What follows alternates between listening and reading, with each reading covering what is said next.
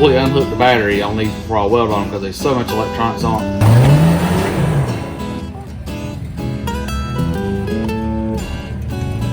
This Gladiator come in with a noise in the rear, and he had a video of it going down the trail, and every time it would flex, had a clunk to it. Couldn't figure out what it was.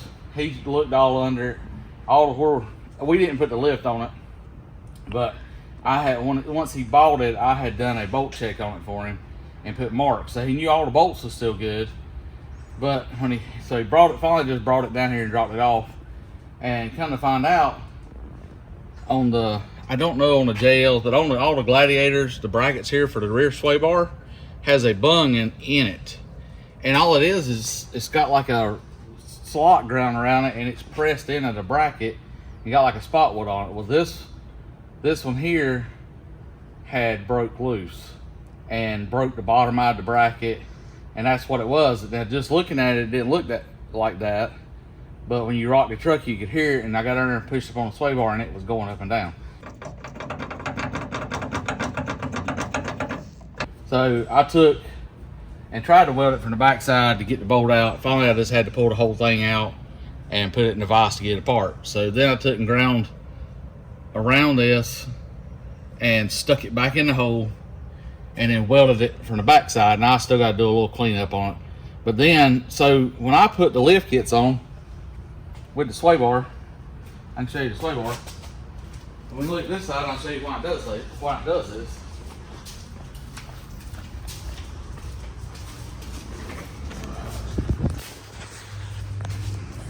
So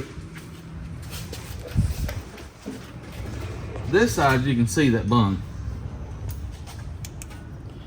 That's in there, and it's just like pressed in. It's got a little bitty lip around the outside and got a groove in it. It's made in that bracket. I don't even know that it's got a spot weld on it. It don't. So it's just made in that bracket. Well, this one's pushed in too.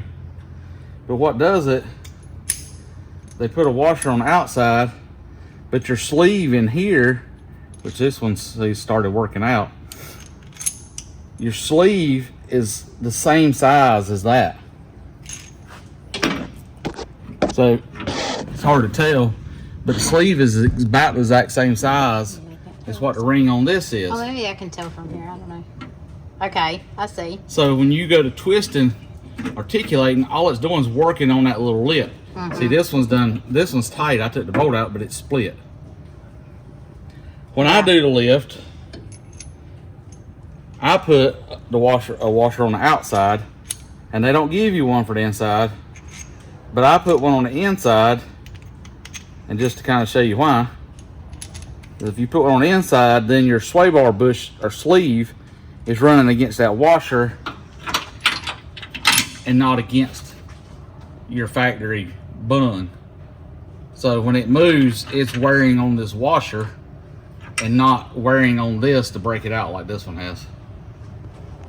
So what I'm gonna do on this one is we're gonna weld it back up. I'm gonna weld this side back up, weld the bung on the outside like I did on that. I'm gonna spot weld it on the inside and weld the crack back up. We'll grind it down, and then I'll find some more washers. We'll knock the sleeve back in, of course, but I will find some more thick washers, and I'm gonna actually put the thick washer up on here and weld it on the bracket so it can't move, and then this will all be working against that to wear instead of. So just 2 cents, my 2 cents. If you're doing your own lift, or if somebody else does it for you, make sure there's a washer between that, and especially on these Gladiators, or you'll tear them bungs out. And also on the new ones, I don't know if it really matters, but all the electronics and stuff on them, I always recommend unhooking the battery. I fully unhook the battery on these before I weld on them because there's so much electronics on it.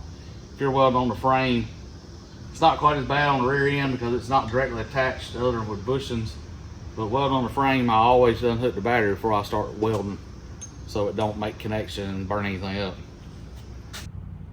And that's what it looks like when it's fixed. We welded the bung on this side, ground it all down, and welded a thick washer to it, ground it down, got it all painted, got rid of the busted part in the bottom, tack weld on 2 sides in the back, even though it shouldn't need that because I welded all around it. Now, I like to stay, put anti-seize on the bolt.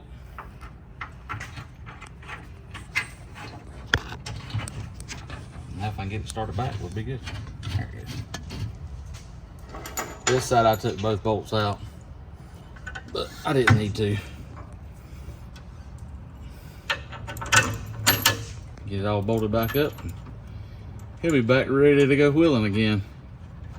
See, that washer's plenty big and it's thick, and like I say, now the sleeve is setting against that. Even when you tighten it up like that, it was pushing on that bung. So once you tighten it up, then it was still pushing against it. So new paint marks, so he knows that everything's good.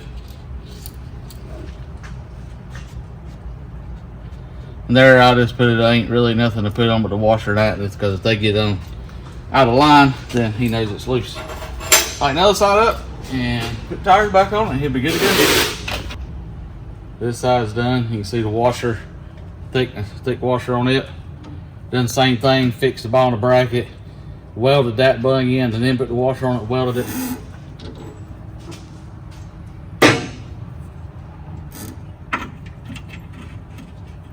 This one's gonna be a little pain. And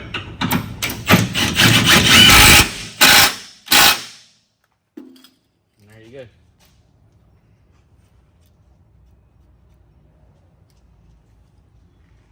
And it's fixed.